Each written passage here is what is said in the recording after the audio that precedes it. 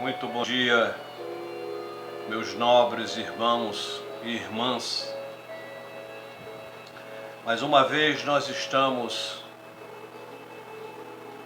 realizando este nosso trabalho, que eu reconheço é um trabalho humilde, mas feito com muito amor, porque nós sabemos que Ele fará morada na mente e no coração de todos aqueles que nos ouvem.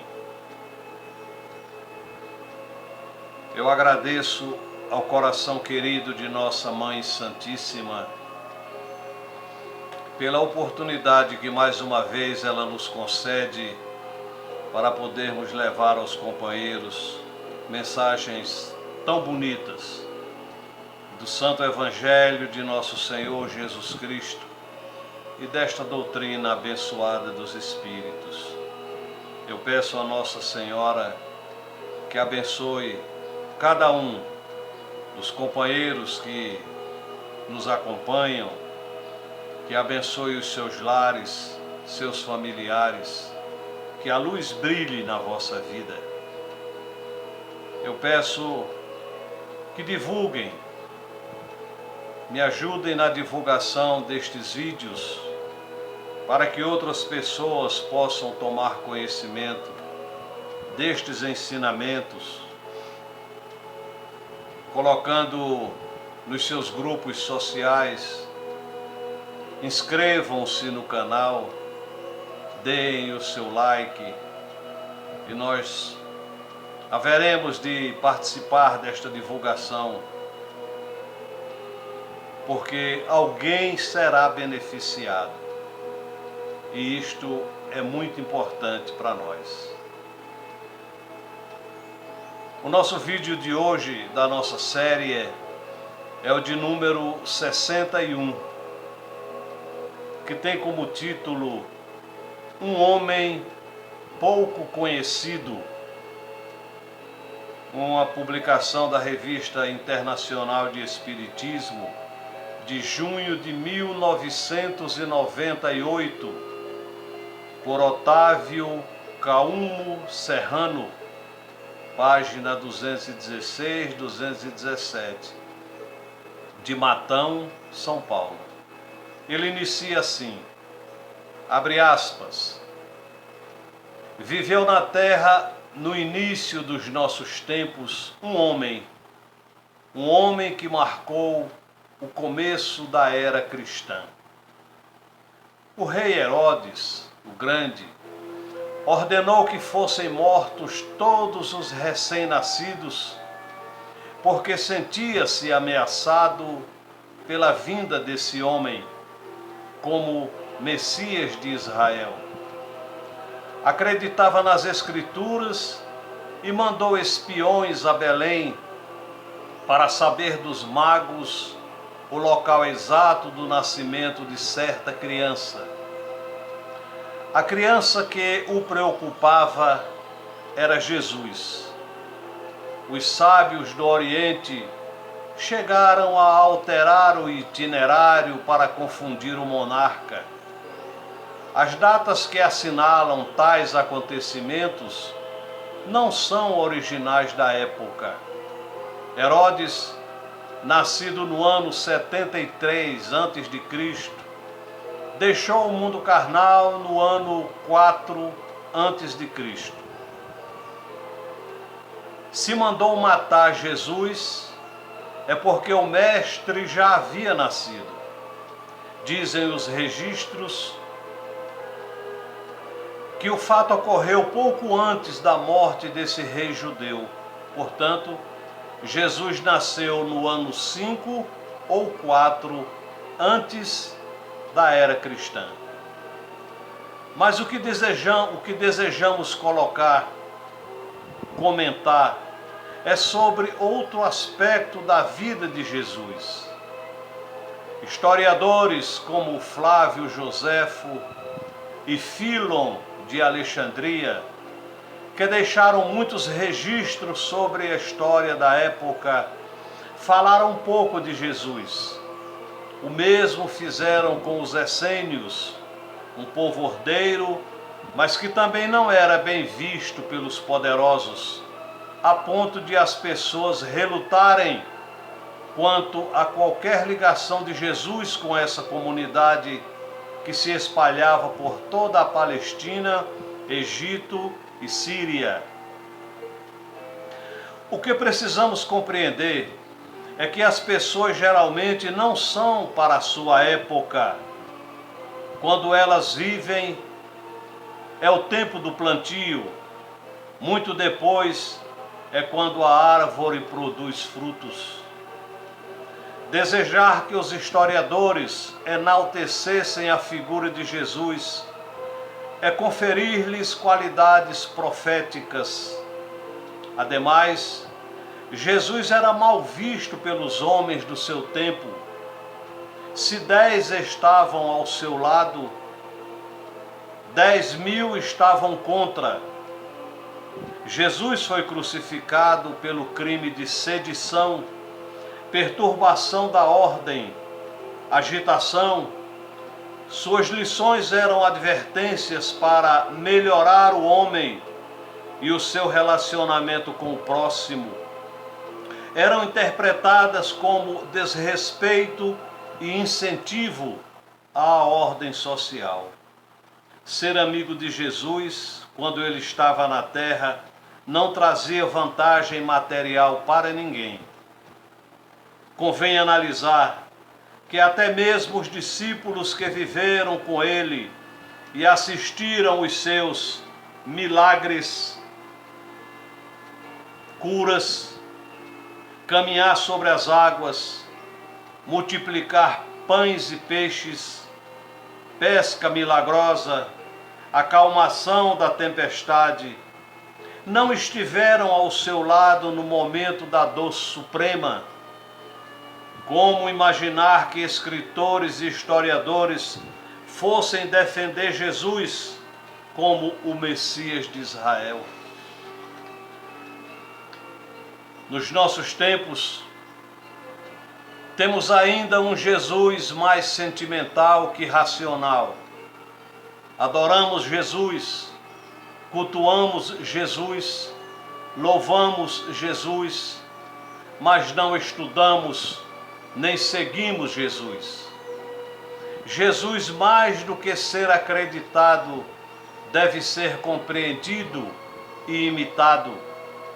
Ele próprio já havia advertido de que nada adiantaria falar e não dizer. Entre aspas, e por que me chamais, Senhor, Senhor, e não fazeis o que vos digo? Registrado por Lucas, capítulo 6, versículo 46. O Evangelho está longe de ser um romance com um final surpresa.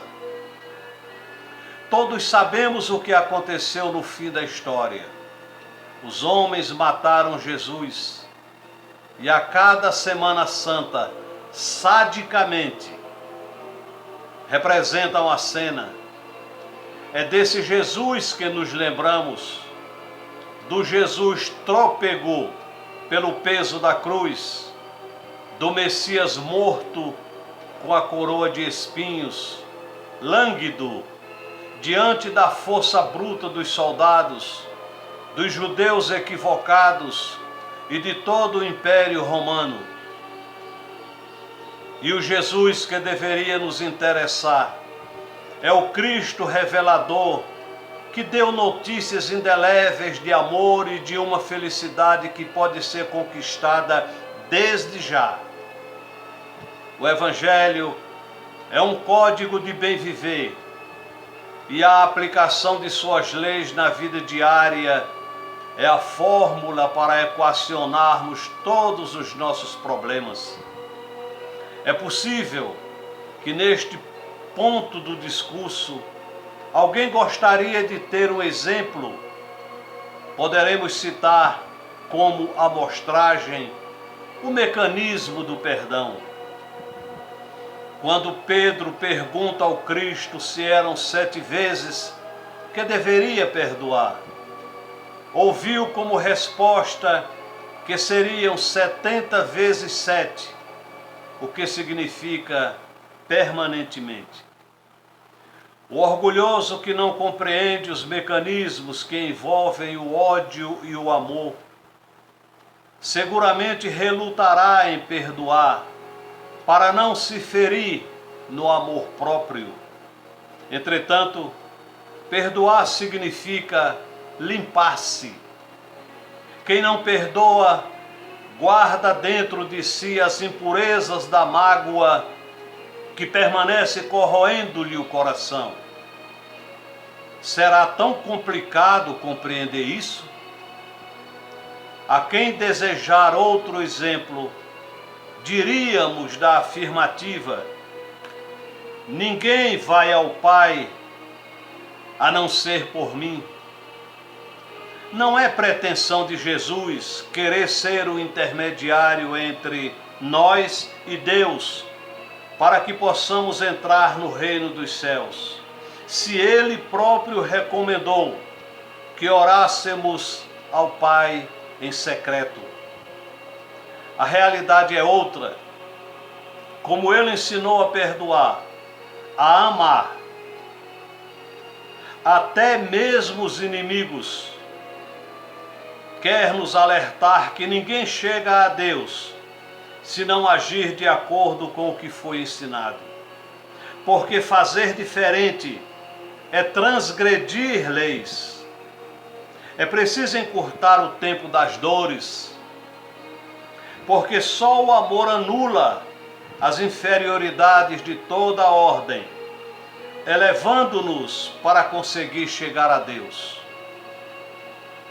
Já no Monte Tabor, quando da transfiguração, Jesus iluminou-se juntamente com Moisés e Elias, que já estavam mortos, quis mostrar-nos que o mundo material não é obstáculo para a elevação espiritual. Apesar de encarnados, continuamos sendo o mesmo Espírito. Quantas outras lições de Jesus poderiam ser analisadas com entendimento e não como simples dogmas, crendices, aceitas automática e irracionalmente, atendendo-nos à letra, sem chegar à sua essência.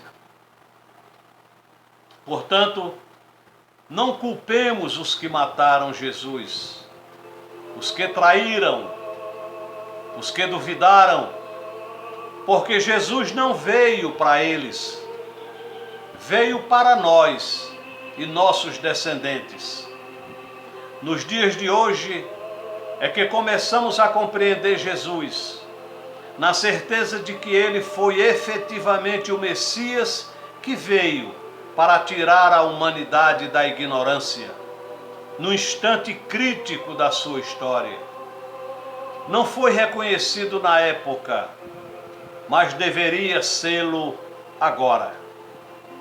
Se desejarmos ainda novas confirmações do que aqui vai revelado, do que aqui vai relatado, observemos que sua própria mãe, Maria Santíssima, teve problemas com aquele menino de inteligência superior, que aos 13 anos já ensinava a doutores. Somente diante da cruz é que ela compreendeu de fato quem era seu filho e lhe pede que aceite também a ela como servidora da sua seara. José, desencarnado havia mais de 7 anos, foi poupado da dura provação. Cabia a Maria, como mãe do escolhido, acompanhar o filho até os últimos dias na terra.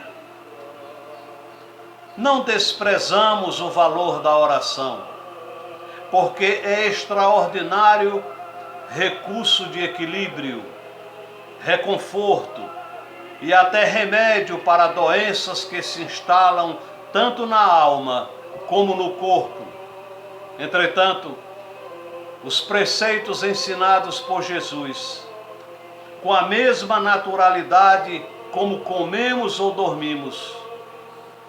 O Evangelho é código de ética, de moral, de relacionamento entre as pessoas e também da ligação da criatura com seu Criador, para ser usado em todos os momentos da vida. Enquanto o cientista se afasta do Evangelho para entender Deus a seu modo, não percebe que a Boa Nova é um código científico fundamentado numa lei básica: ação e reação. Vamos popularizar Jesus, incluindo-o em nossa vida diária, como fazemos com os amigos, ao invés de buscá-lo somente nos templos. E nem mesmo devemos supor que é preciso dar dinheiro para que Jesus nos aceite e nos ajude. A contribuição que o Cristo espera de nós, seus irmãos menores, é o dízimo da solidariedade e fraternidade entre todos. O mundo está em convulsão porque transformou Jesus em artigo de comércio. Vende-se de tudo sob a grife Jesus. Até nas encenações da paixão, o importante é o artista famoso, alvo da histeria de jovens imaturas diante do símbolo sexual.